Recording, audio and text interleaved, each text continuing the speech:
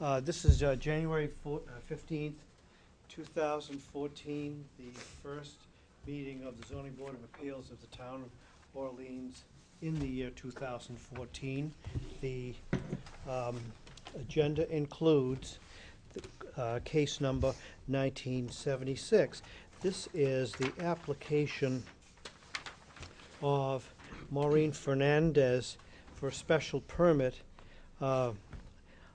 as provided by the General Laws, Chapter 48, Section 9, and under Orleans zoning bylaw, Section 164.4, for accessory use of the premises for a home occupation artist studio. The property is located at 14 Keska-Yogansett Road, Orleans, map 56, parcel 27.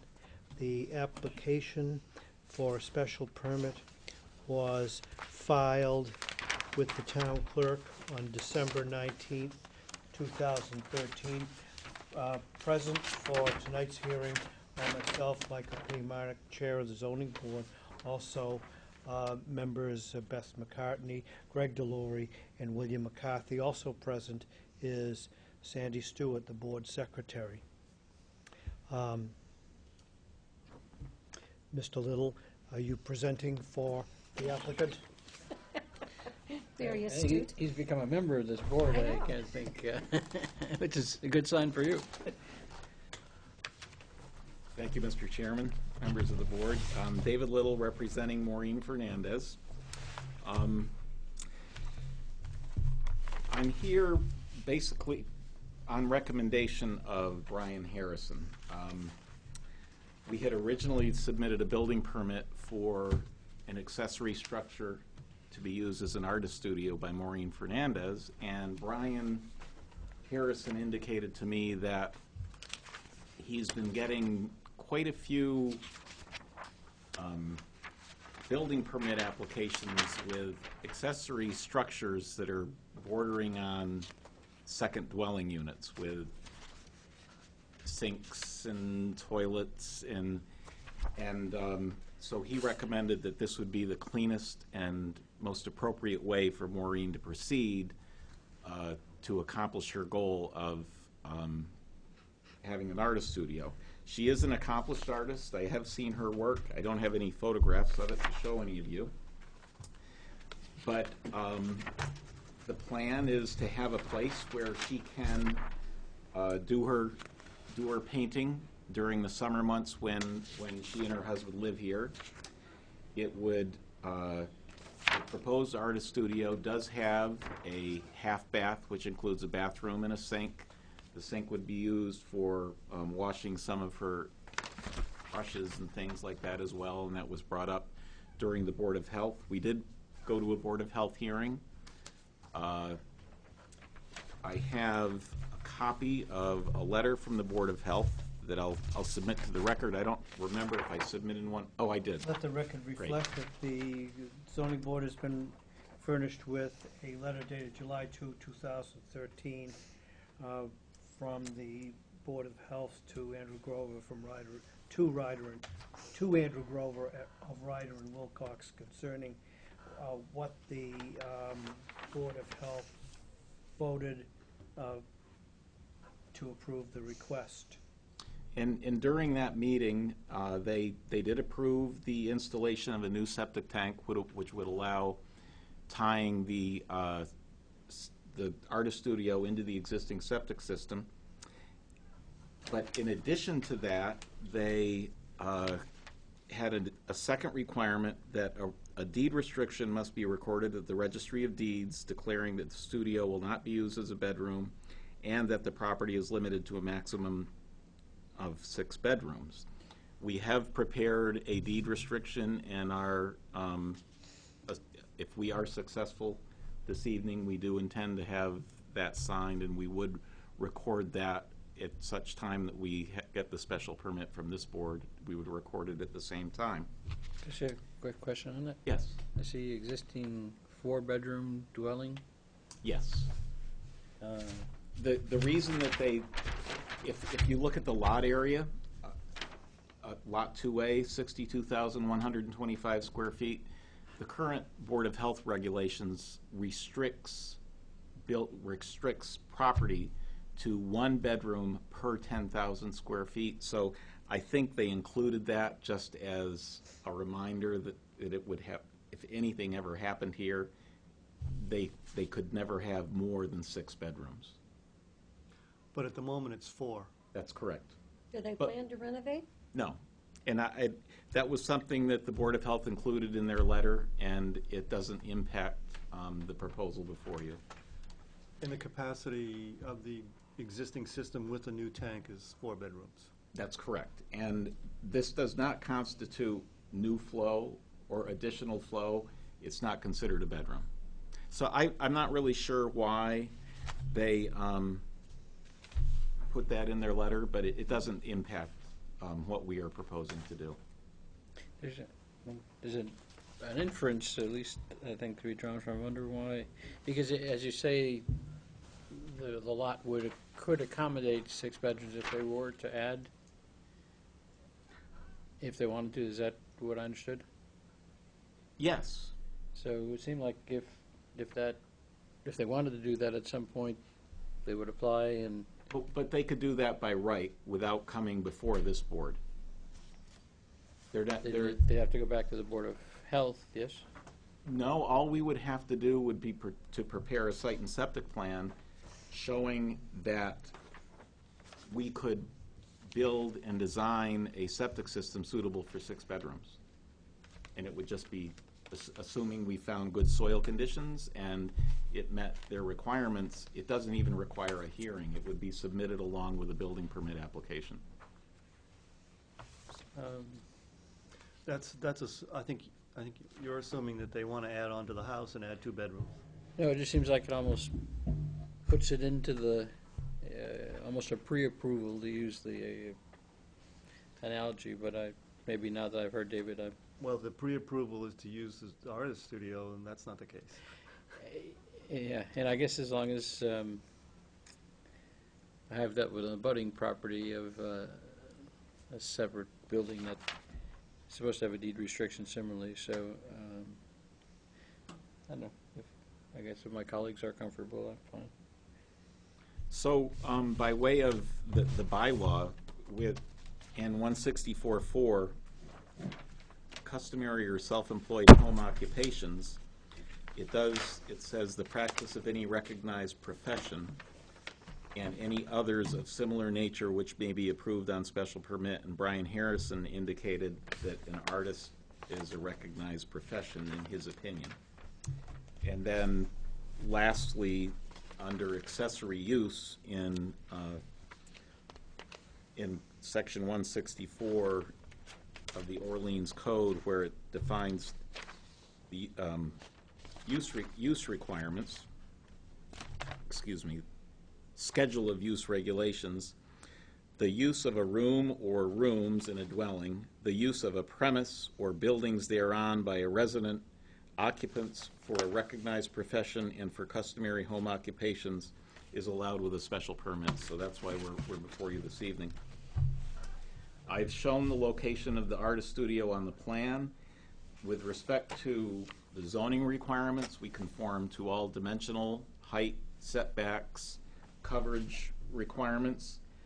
And I did speak with the abutter immediately to the south of this, Mr. Dunn, who lives in New Jersey. Sandy had a conversation with him as well and put him in touch with me. I emailed him a copy of the plan, and he emailed me back and said he had no problem with the proposal. In fact, he said that he has had dinner with the Fernandez, and he thought she was a very talented artist.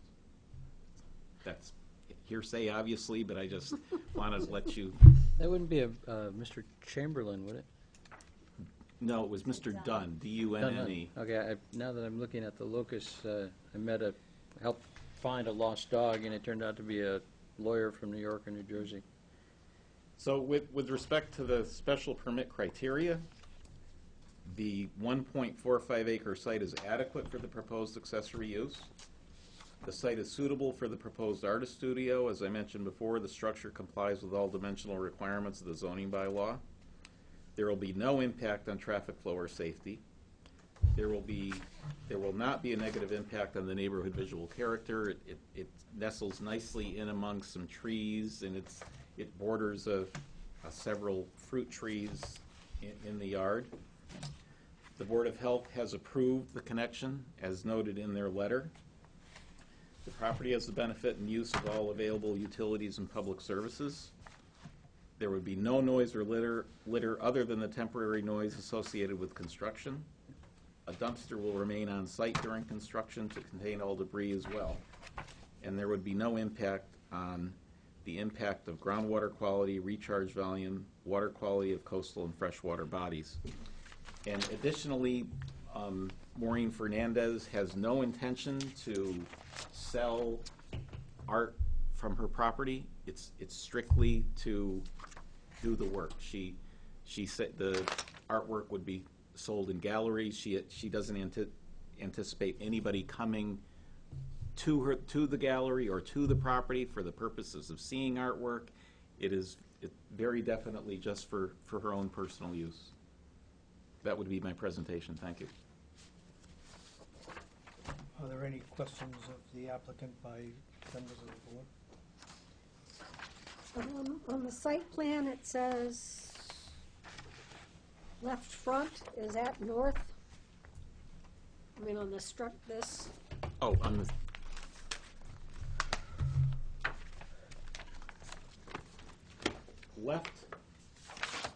left front is what faces the existing dwelling. Yes, northwest. okay, so that's okay. Correct.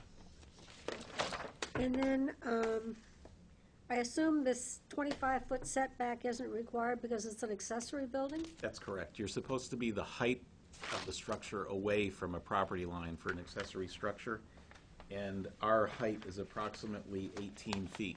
Yeah. I guess I'd really like to see it 25 feet. I know that's what the zoning says, but it's just, you know, where you're gonna add this and there's gonna be somebody there. I mean, that's more like a shed than a studio. And where it's got plumbing and things. We're complying with the bylaws, and I did speak with the abutter to the south, where we're 22 feet away. That's just my personal opinion. I think 25 would, there's plenty of land there to do it, that you could bump it up 5 feet on either side and Well, just give we more could, we're privacy to trying your to, people. there's a fruit tree grove to the southwest we're trying to set back from, and it does nestle in pretty nicely. It is in an area that's lower than the existing dwelling, and we're proposing to rebuild part of a stone wall.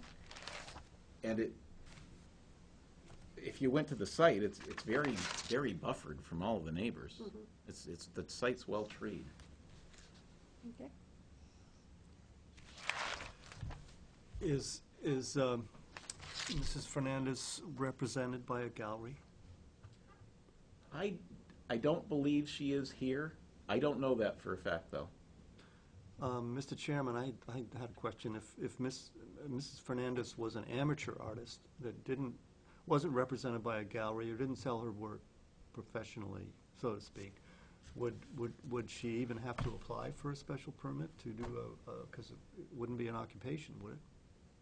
It might not be. I'm thinking that the way this came up is because it wasn't, Ms. Fernandez doesn't propose to use a portion of the existing structure as a studio. This is a brand-new structure, which has a whole lot more visibility to the neighborhood, and I think that's how it came up with the building inspector. So that's, I suppose, the distinction. Brian Harrison said that if they wanted to build a garage, and incidental to that, she had an artist studio, he'd give her a permit. But he said that this fell in a gray area, and he recommended that I come before you for this. Well, No, that's fine with me. Well, no, but I'm starting to think about this. What if, we may be considering a condition, the condition being that no part of the proposed structure be used as a bedroom.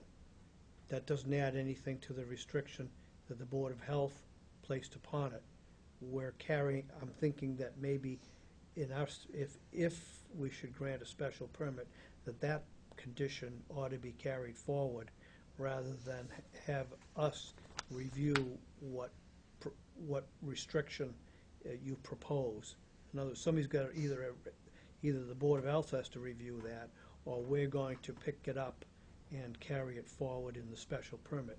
Similarly, what if we conditioned the granting of a special permit that no objects of art be sold on the premises? We're very comfortable with that. So that honors what Mrs. Fernandez really is doing, and it, Was that really enforceable?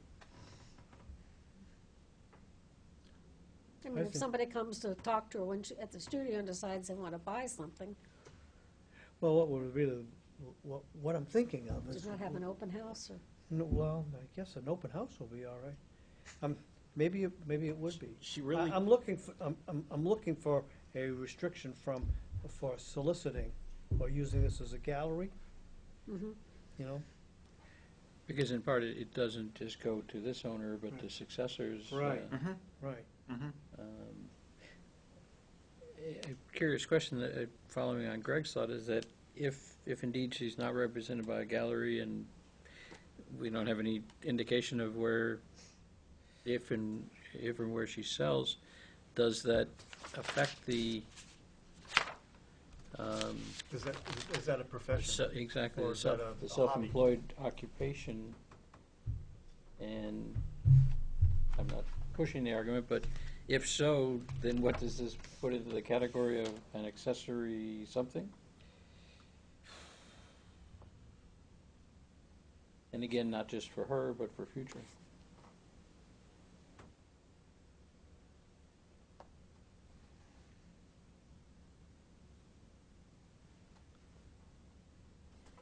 No, I think it's important that we,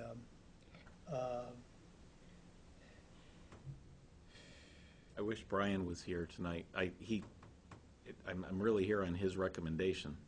No, I understand, and it's appreciated. I mean, I'm looking at, the way it's accessory use for a home occupation artist studio, but I'm thinking, let's say they, for whatever reason, they sell in X number of years. A successor owns the property. Is it a structure limited to home occupation use? Or Well, in a situation like this, I don't think it's unheard of that the special permit go with the owner. There's going to be a deed restriction on file that a new buyer would see that it could never be used as a bedroom, which is Okay. one concern. right. And then secondly, if the special permit went with the person rather than the property, might that solve the, What happens to a buyer, though? Do they have any right to use the building for anything? I mean, oh, what- of course they what do. is the building at that point? Well, I have the same question. When you say, of course they do, what would the uses be? I would think they would, if they wanted to, Do that's a home good question. office, I don't or- know, Bill. Yeah, Yeah, that's a very good question. I mean, can it be a home office? See, I mean, I guess what throws me is the fact that it's Pine Harbor Sheds. And to me, this isn't a shed, it's an accessory dwelling, Right. but it's a studio. It really wouldn't make any difference if someone wanted to practice architecture out of that structure. You'd still be here. Be the So same. if it went with the owner, a new buyer would have to come back before you for a special permit to practice architecture. Turned into a cottage. That's what my broader Well, concern is. This is what it couldn't be, because Well, Legally. Well, no, because Well, no. legally. Legally. this really isn't an intellectual exercise, because we had an experience where a zoning board 2 decades ago placed a restriction upon the use of an outbuilding, that it would never be used as a cottage. It'd be And torn somewhere down. along the line, the owner started to use it as a cottage, and we eventually had to determine whether, through the passage of time, that the owner had a right to do that, even though the owner or the preceding owner conducted a use that was in complete violation, ignorance, and defiance of that, you see? So now we're looking at what that other zoning board years ago was faced with, that we're asked to determine that this won't be a cottage. You can't use it, because you can't have a bedroom. That's the way of dealing with that. Now, I mean, it's a- and that we can condition the special permit on that, whether or not you follow through and, as you've been ordered to do, and to record a restriction. Now, the next step is, to what extent do we need to prevent the use of that studio as a gallery, or for vehicular or foot traffic to shop for objects of art that Ms. Fernandez would generate? I don't see Mayflower Point generating a lot of foot traffic. You probably wouldn't, Yeah. but that's all the more reason Yeah. to protect the Exactly, neighborhood, exactly. you see? I wonder if something along those with by appointment only, or something where it, just on that aspect of things,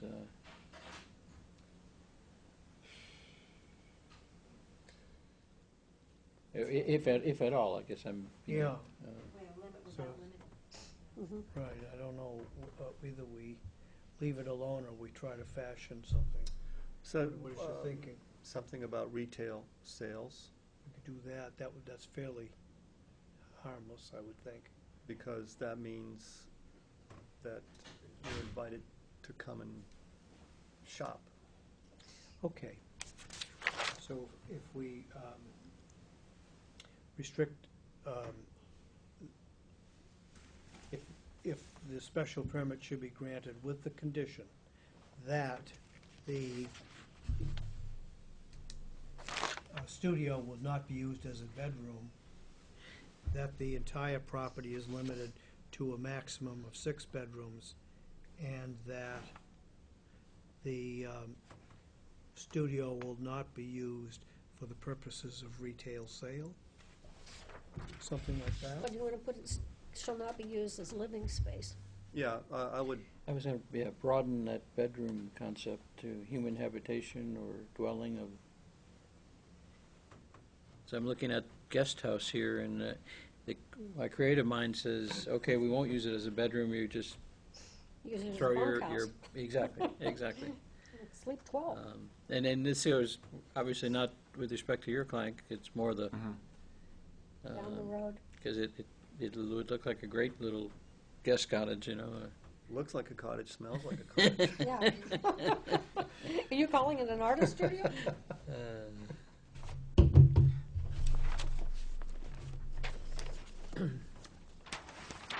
So, Just by way of information, Maureen hired an architect to do the first renderings, and the interior design of it is very obviously an artist studio. She has a counter, storage, a projector, paint tables, bins.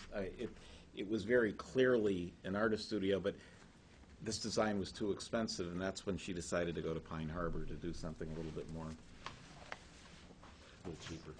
Yeah, I had one other question, David, and you may find this a little deja vu all over again. Could you tell me how tall the building is from 18 feet. average grade? 18 feet. Okay. Can we put that in there too? Because it really is not shown on the plans. Okay, then, I have it, it's on my site plan, just to the southeast of the structure. Structure height equals 18 feet, plus or Oh. minus.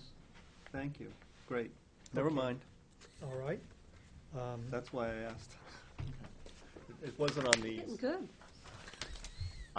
Well, they don't have a north arrow, though. No. They got nice pictures, though. Yes. Pretty pictures. Are there any further questions of the applicant? Is there anyone present who wishes to speak in favor of the application, to speak in opposition to the application, or speak in general to the application? No response. For clarification, has any member of the board had any communication with the applicant which would result in a conflict of interest? There's been no response, and I declare all 4 members qualified to vote. I'll close the hearing. And I propose that following public deliberation by the Zoning Board of Appeals, a quorum of qualified members being present and voting, and based on the application of Maureen Fernandez filed December 13, 2013, based also upon the site plan prepared by Ryder and Wilcox, Inc., dated May 1, 2013, revised May 7, 2013, and December 12, 2013, including the height measurements, and based also on the construction drawings prepared by Pine Harbor Wood Products dated December 11, 2013, and the letter of the Board of Health of the Town of Orleans dated July 2, 2013, I move that the board adopt the following findings of fact. 1, the subject property known as 14 Kesko-Yogansett Road, Orleans, is shown as parcel 27 on Orleans map 56, and it is in an R district. 2, the present use of the property is a single-family residence. 3, the proposed use of the property is a single-family residence with a newly constructed artist studio. 4, the proposed use will not be detrimental to the established and future character of the neighborhood and will be in harmony with the general intent and purpose of the zoning bylaw. 5, the construction will not be substantially more detrimental to the neighborhood than the existing structure. 6, the site is adequate in terms of size and suitable for the proposed use. The site consists of 1.45 acres. The proposed studio does not require any approval of its dimensions on the lot. 7, the proposed use will have no negative impact on traffic flow or safety. No retail sales will be conducted on the premises.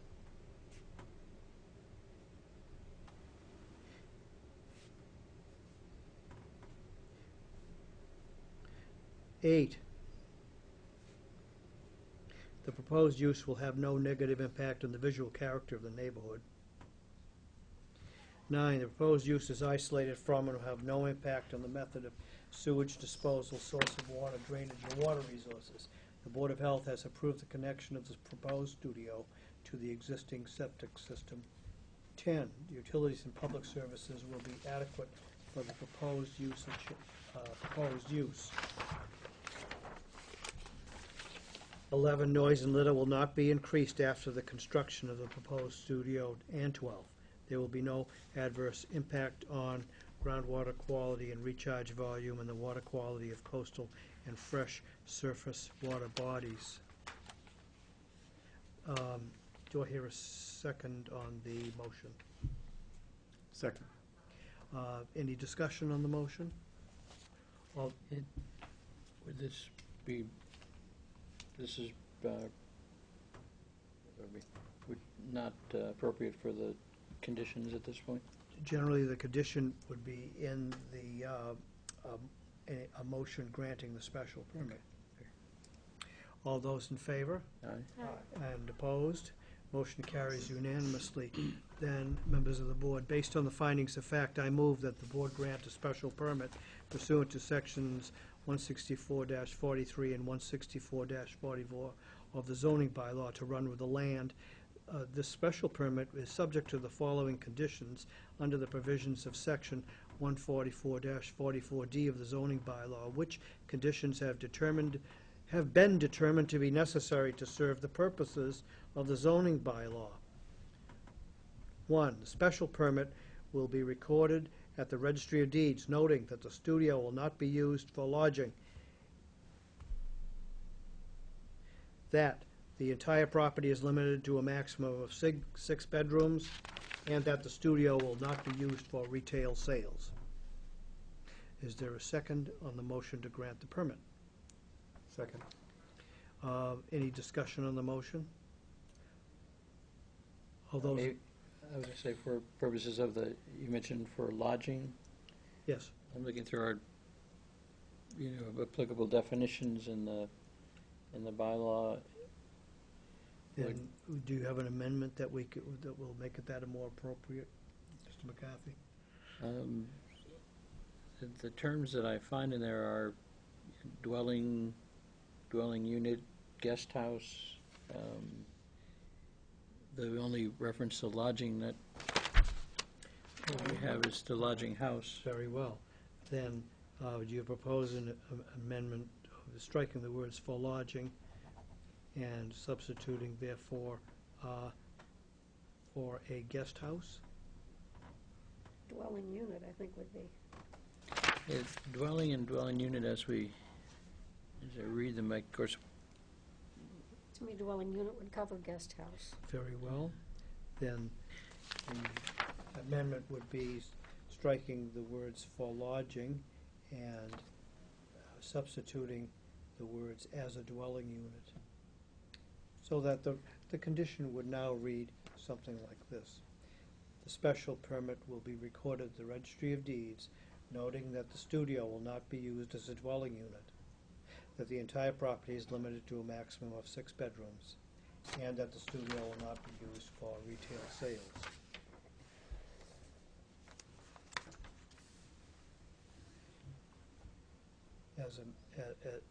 As reworded, is there a second on the motion to grant the special permit?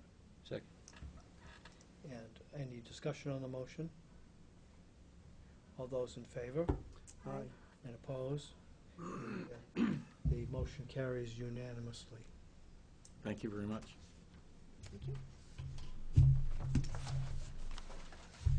You want this stuff back, David? Sure. Yeah, If that's you don't need anything, I'll be glad to take it back.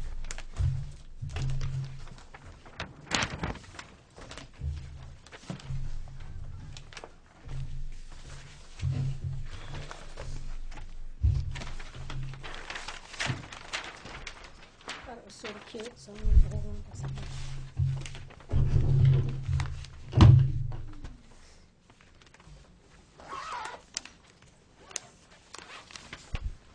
Do you have enough copies, Sandy? I'm set, yes, sir. Thank you. Members of the board, it is in order to consider and approve the minutes of the last meeting, which was December 18th, 2013. Could you, could you run down exactly what did happen with that, decision? Beach Um, Road? Yeah. What, in the executive summary of what the board did was to consider that the building inspector's decision that the use of that one building as a cottage, because it was grandfathered, or that a statute of limitations has run, was incorrect. that would, what the next step then would be, that the That's what I land- thought. That was all we did. Well, what more could we have done? I don't think, after all the consideration and all the discussion we had, I think that's all we could do.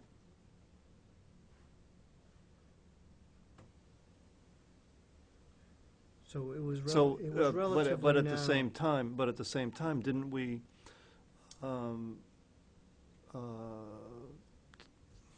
what's the word? We didn't accept Michael Ford's analysis, correct? I mean, by doing that. No, I think that was that would be, you would, that was a component of it. There was really no way to avoid that, I don't think, Greg. Right, no, You know, we had to do that. I'm just, The building inspector based his decision on that very brief and cryptic email. And it was, we were, and I think you raised the question, how, to what extent the board was bound by the position of the building inspector or the town council, or both of them. And we eventually concluded that it was up to the board to make its own decision, which we did for any number of different reasons. But the bottom line was we invalidated the building inspector's opinion. We didn't necessarily say that the applicant was entitled to some kind of relief, but really we considered that the applicant's only request of us was to invalidate the building inspector's decision, which we did. He may have wanted a different kind of, or additional relief, but we didn't either see it appropriate or necessary to do. has the appeal period run out? No, it would be relatively soon.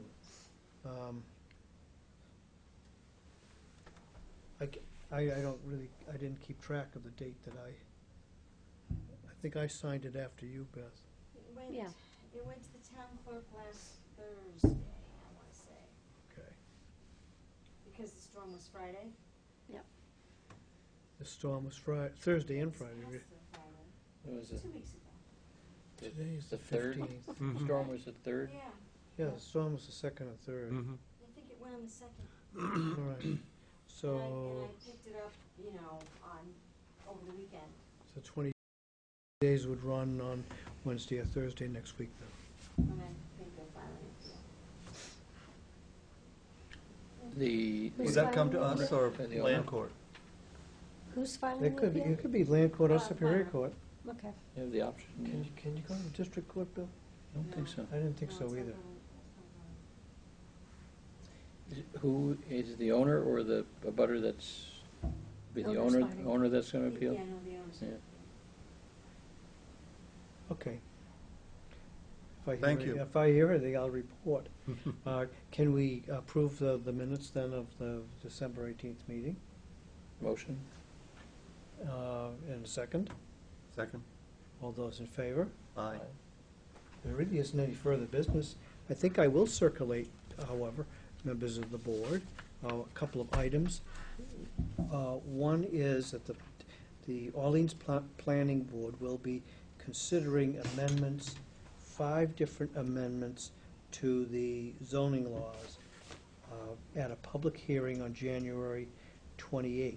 You recall that I usually attend the zoning bylaw task force meetings along with Mr. Osterberg and probably 4 or 5 other members, including the building commissioner, the town planner, and there will be generally we'll be meeting on the 22nd, but in view of what the planning board is taking up, we will not have a meeting this month. I will circulate this because I think that it's good for everyone to at least have it available to you, so we'll know what might affect us. The first of which is amendments concerning the floodplain. The second is a revision of the sign ordinance. The third is medical marijuana facilities. In part, it would, an applicant for approval as a medical marijuana facility would come to this board. And there are requirements and standards which this board shall review and adopt in connection with the hearing and application process. It's a, I It's mean, been delayed though, hasn't it? I mean, no, it's, the we're not, application, you can't apply until, it is, this is just, this is the planning board would hear this, and then it would have to be eventually placed on the warrant.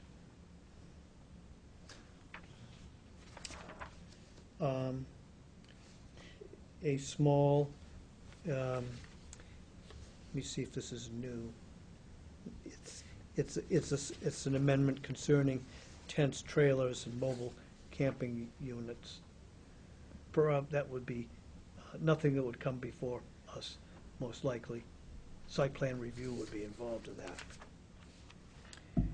So I'll circulate that. what about the large house? Oh, did I see that? I'm sorry. There is. The way that would, I skipped by that, but that You would be, scan these and email them to us? yeah, in the present form. Yeah. It'll show you what's new and what's old, Brett. Yeah. Then the large house thing is, we're calling that. When's the public hearing? This, the 28th. Oh, here it is. This is 164-21, Note 5, which would say something like this. The building covered, the following is the present bylaw. The building coverage in a residential district shall not exceed 15% of the buildable upland. However, building coverage in a residential district shall not exceed 4,000 square feet without the issuance of a special permit under the provisions of 164-44. This is new, the following sentence. Minimum yard dimensions for a new structure or addition to an existing structure which causes the building coverage on the lot to exceed 4,000 square feet shall be twice that required in the zoning district. And then the old sentence continued, in no event shall the Board of Appeals be authorized to grant a special permit which would result in a building coverage which exceeds 15% of the buildable upland. So that's, Shouldn't there be an exception with the flood zone? Is that what's covered in the other one? it's all buildable upland here, Beth. So that, No, but I mean, they have people that have houses that are now in the flood zone that they can't, There's no There is- exception. there is no exception for that. okay. This is the proposition that'll be Now, when argued. it says 2 times, is that limiting it to 8,000 square feet? Minimum yard dimensions for a new structure which or addition to an existing structure which causes the building coverage on the lot to exceed 4,000 square feet shall be twice that required in the zoning district. So, Sounds like- if you want to, Understand that. cover more than 4,000 square feet of the lot, you have to have a 50-foot side yard setback instead of a 25-foot side yard. That's it, the minimum Oh, yard. okay. Okay, so the setback sideline, so that's what it. Yeah. So once you go over, I Okay. didn't, So I'm not sorry. lot area, I- but- I'm reading it myself I and know, I I'm sitting can't, there going, huh? I couldn't Yeah, I'm thinking, is understand it it. 8,000? Yeah, No, it isn't. Not lot It area, isn't but- that at all. okay. So if you go over 4,000 square feet, then it kicks it up, it kicks the setbacks and sideline. Minimum yard dimensions doesn't affect the height. Okay. So it's just going to make taller buildings if they're smaller lots, if they want to exceed 4,000 square feet. Well, now, like on the accessory building we had, that David brought in, to me, that's gonna be living. And the fact that it's an accessory, that they can do it 20 feet rather than 25 when there's room, just doesn't sit right. I mean, I realize that's what the zoning says. Well, But is that's that why being- that's why we did as many conditions as we, Yeah, I think that was kind of a rogue structure. I think you're right. Yeah, I mean, Mhm. it would be very easy to make it 25 feet. Because they have the trees, he says, but probably nobody will notice. They're tearing down trees to build, you know. So I'll send these out to email to Okay. everyone. Thank you. I also have another piece of correspondence, and I don't think it's circulated officially yet. It's a letter from Habitat. It's dated January 13th, and I don't think this is, I think this is an advance copy, since it's not signed, and it came to me by email from Lidara Zola, who is the Director of Acquisition, Land Acquisition, and who presented the 40B petition amongst other people for Habitat. And what we're going to have to consider is the situation which came about because we gave a permit for 6 homes. This is on On Namscayket. Namscayket. Now, I think the 5 new ones have been built. The old one, the proposition in the project was to have that approved for by an appropriate historical developer, and then rehabbed so that the structure would have been redone. Yeah. Well, Habitat couldn't identify an appropriate historic developer, but they still have a sixth affordable home, and what they wanted to do was to change the access a little bit, maybe raise that and rebuild it on the same footprint. So the question was, and whether that is a substantial or insubstantial change. This hasn't been, Sounds pretty substantial. it I has, was gonna say, if you raise the building, I think that's substantial. well, then there's some argument or discussion of what's considered to be substantial or insubstantial under the Code of Massachusetts regulations. This is, I'll circulate, I don't know if I will circulate this now because I don't see it now as, if we didn't get it in the mail, it's dated January 13th, this is probably a draft. But I had been speaking with Ms. Zolar about something completely unrelated, and she mentioned that to me, and I said, I haven't seen it yet. I know there's a time period under 40B, it's 20 days from the date of receipt, so as soon as I get it, I will circulate it, so for your consideration, because something will have to be done with it, and we'll have to determine, maybe the building commissioner will have a better idea, but that's their pickle.